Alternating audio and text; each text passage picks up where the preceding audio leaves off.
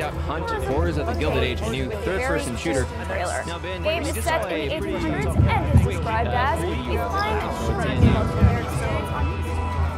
Austin was making a web-based game called Hunt, and the idea was you had 4 friends go in, cooperative play, randomly generated levels. It was pretty bare bones back then, but they had a playable level, and that's what we showed. 4-player versus environment, third person, so it was a very different game. It was more like Left 4 Dead, an action brawler, you just blaze your way through zombie hordes. You're shooting everything in your way, and you're very much on a track, moving forward, trying to get to the next pace. They worked their asses off on that, and they've produced some really, really fantastic stuff.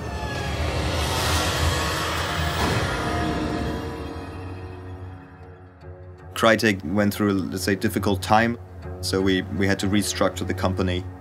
Unfortunately, that meant the closure of the Austin studio, and we moved Hunt then back to Frankfurt, where the main offices are.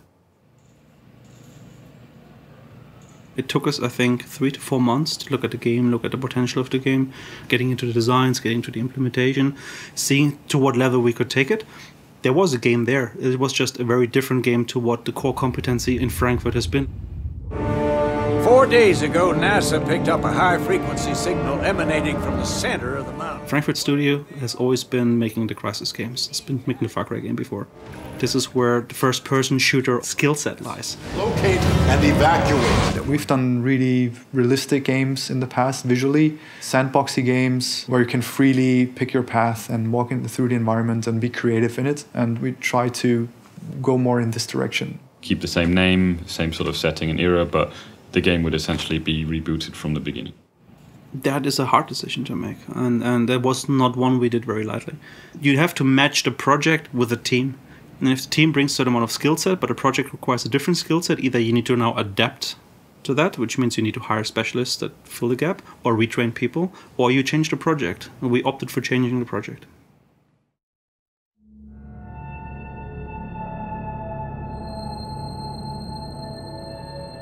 What we wanted to achieve with Hunt in the long term was sustained tension for players so that they are never really sure quite what is going to happen. It's an anticipation. You're out there in the woods, you're alone in the dark, the environment seems to be a threat to you, you hear things but you don't know what it is. Hunt is not necessarily a game that relies on jump scares. It is not a linear horror experience. You have to think about it more as a game where you and your friend rely on your senses. Did I hear anything? Did I see any movement? A large important part of the game is the fear of loss. Someone might be watching me right now. If I take this one wrong step, I'm gonna lose everything. You're trying to look for something, you don't know what's around you, and if you step on a twig, you're fucked, man. Something's gonna happen.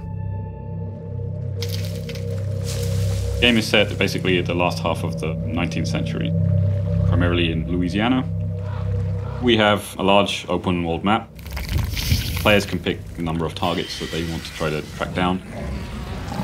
You can decide on the fly how you want to play the mission. Do you go in for a particular target? Do you want to kill all targets? Are you there only to hunt the players?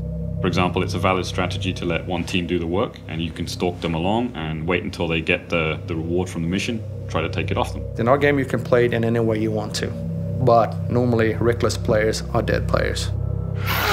You will face AI enemies. At the same time, you will face all the players. Your decision, your actions in the game will be either beneficial for you, if you are quiet, if you're carefully about your steps, or can create a lot of danger to you. Be very, very quiet and tell if you're frustrated. The bosses have left traces in the maps, and that means that also people are looking for the same tracks and they're going after the same stuff, and you're going to encounter other players there. You're way too visible now. Get some cover. You're trying to follow the track of the boss you're hunting down, and all of a sudden you're hearing that thing that sticks out that you know is not AI. So you see birds rising up somewhere. Ah, maybe player triggered them. You hear some distant gunshots. You see some flashes in the woods. And that is the moment where you go like, okay, buddy, there's a player. I heard somebody reloading. Somebody's fiddling with some lock. Somebody's opening a gate. Somebody walked too close to some dog kennel. There's somebody around me and I don't know where it is. So the resupply center is over here. Your voice is casted out in a proximity around you. So if you're too far away from your partner, suddenly they can't hear you. If you're too close to an enemy, suddenly they can. And the most scary moments of this game is when I'm in some dark bush, bush somewhere, and I'm hiding around, and I'm just hearing people moving, talking. And I don't want to move. If I make the wrong call, I'm dead immediately. We have like this concept of the darkness. It's like a detective mode, a dark side mode, where you can kind of see like the weird things happening in the world. It's a bit like Star Wars, when you can feel the Force, right? Because you can see things in the environment. It's going to benefit you on your way to track the monsters.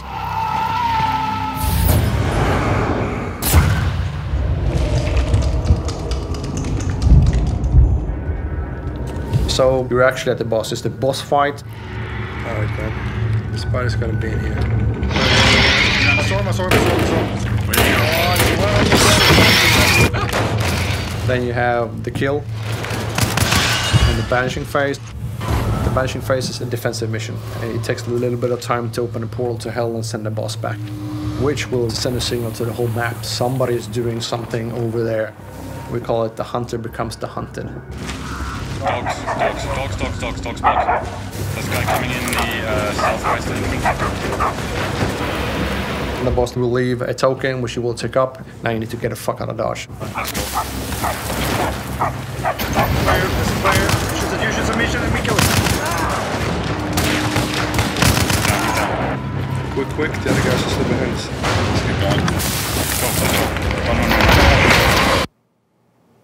I take off my headphones after a play session, and I'm just, you know, I'm looking around and I'm catching my breath.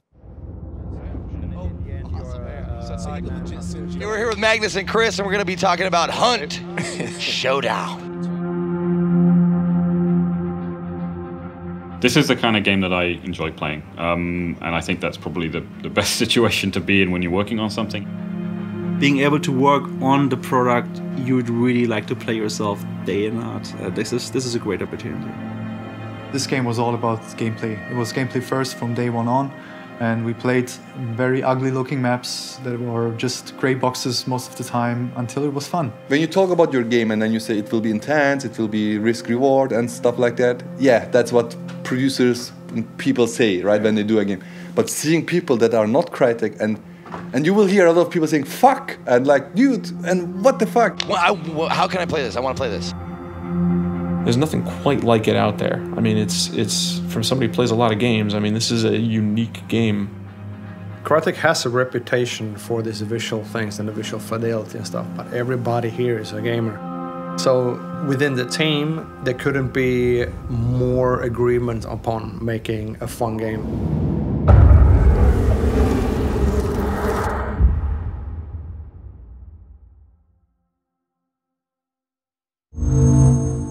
Achieved with CryEngine.